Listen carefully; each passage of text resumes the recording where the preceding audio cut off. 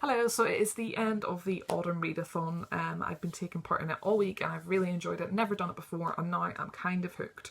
It really works for me because it's structured enough that I feel like I've got some guidance in terms of what to read, but I didn't feel really overwhelmed by having too many books to read. What I really liked is that there was 4 main prompts. So that was to read a gothic or spooky book, to read a non-fiction autumnal feeling book, to read a book that's set in a cold climate, and to read a historical fiction book. There was also 2 bonus prompts, so I like that you had the choice of whether or not to do those.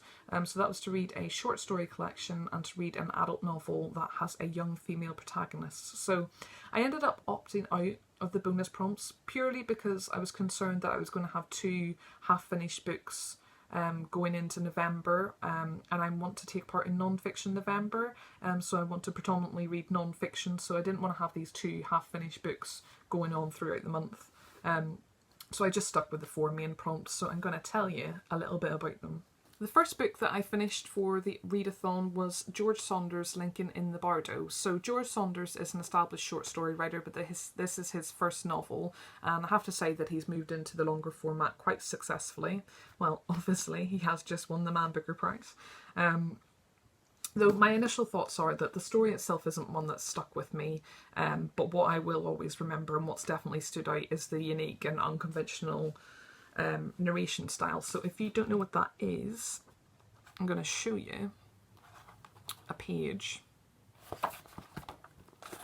So what you can see here is that each sentence is narrated by someone else. So yes, that's quite tricky to get hold of, but once you get into it, you kind of stop thinking about it, so it does actually work really well. So the story itself is one that looks at grief. Abraham Lincoln's son is extremely ill and then he dies. I know that George Saunders was inspired by the rumour that Abraham Lincoln used to visit his son's dead body in the crypt every night, so he's used that inspiration in order to explore the idea of death. So the story takes place in the Bardo, which is this in-between place between death and rebirth, and that's where many of the characters are that narrate the story, but it's also combined with actual sources from newspapers, biographies about Lincoln, and I really like the blend of the two. It works really well together. So there's something actually really poetic about the book, and that's probably what I love the most. I did mention in my vlog, Autumn Readathon vlog, a particular chapter that talks about the moon, and I still think that's possibly my favourite chapter. There's contradicting elements to what each person believes the moon was like on this particular night, and it's quite funny, but it's also just really beautiful to read. So I think overall, it's not the most amazing book in the world that I've ever read, but I'm glad that I read it. I think I gave this 3 stars. And I would recommend it. I definitely would recommend it. Also, can we just appreciate how gorgeous this Waterstones exclusive edition is? It's so nice. The next book that I finished for the readathon was Into the Wild by Jon Krakauer. So I think I give this 3 stars as well. I think if I'd read it a few years ago, I probably would have given it 5 stars, but I was much more of a philosophical, dreamy idealist then, whereas I think I'm a bit more practical and logical as well as those things now. In other words, old or mature, depending how you look at it.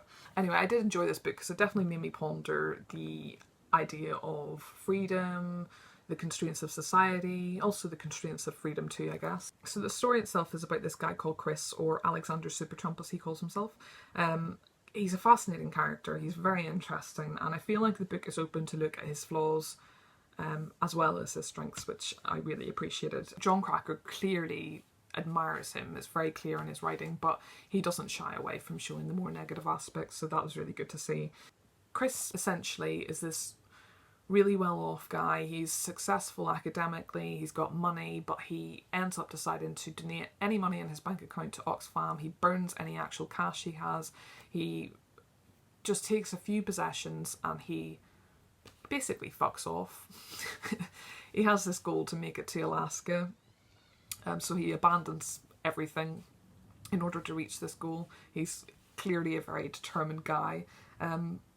But what's really sad is that he ends up dying, and I think what's even sadder is that he made it to Alaska and it becomes clear that he had made the decision to go back to civilization. He'd done what he needed to do and he decided that he was done, but then he died because he was unable to do that.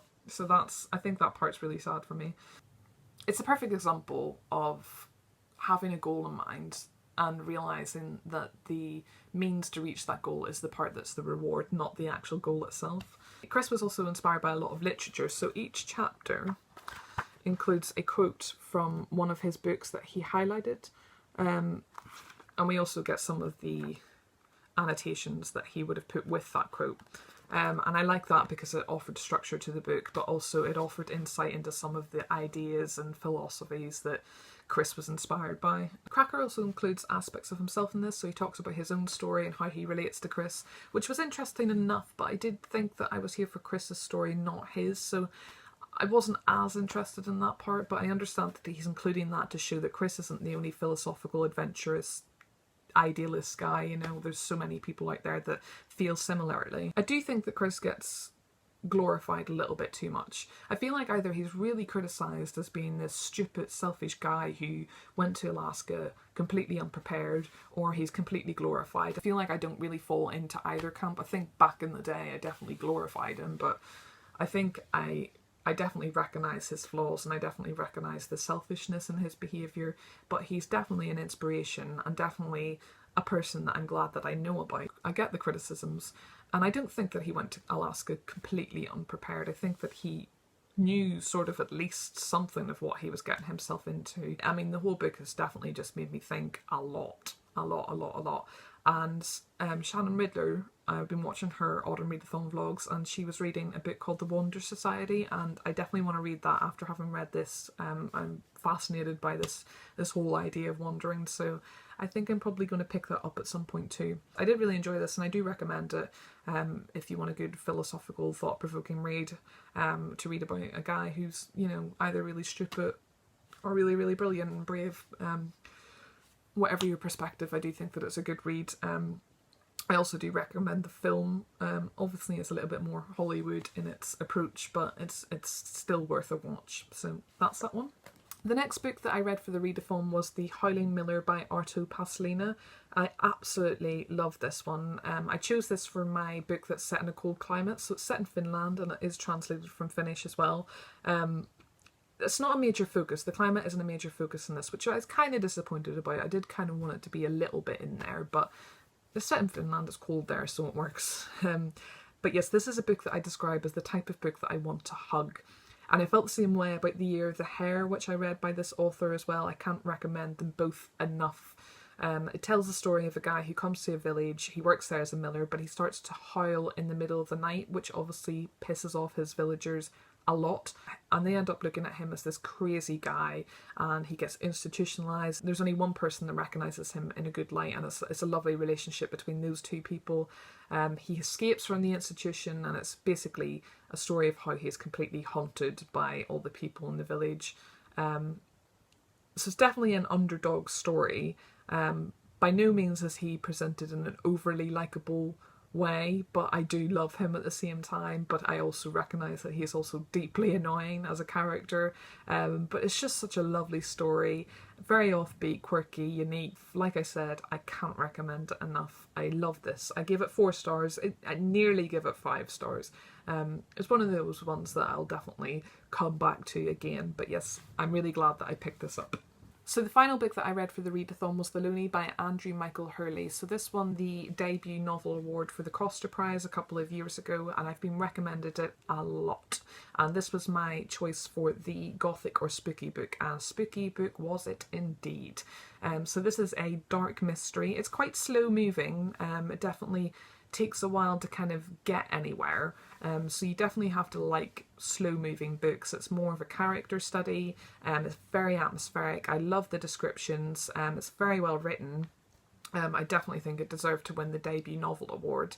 Although I have to say that I was recommended this so much that my expectations were way up here, and I think that any time that you have expectations of a book, the chances are you're probably going to be really disappointed. So I kind of did that to myself, but I did very much enjoy this. It tells the story of 2 brothers, one of which is mute and one of which is the kind of protector, and they're part of this Catholic family, and they go every year to this shrine in which they try to seek a cure for the brother that is mute. But the place that they go to is a bit creepy. There's strange things that are happening, and the story moves quite slowly, and you're introduced to these different threads every now and then, which do eventually get tied together. It moves quite slowly. The characters are really good in this, and I think that it's written very well. It's very atmospheric, very creepy. I definitely think that it deserved to win the Costa Prize, and I'm definitely really glad that I read it.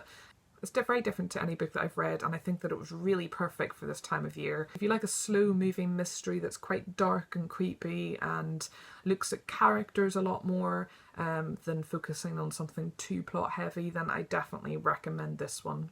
So there we have it. Those are the 4 books that I read for the Autumn Readathon. That was George Saunders' Lincoln in the Bardo, which I gave 3 stars. Into the Wild by John Krakauer, which I also gave 3 stars to. The Howling Miller by Arto Paasilinna, which I give 4 stars to. And The Loney by Andrew Michael Hurley, which I also gave 4 stars to.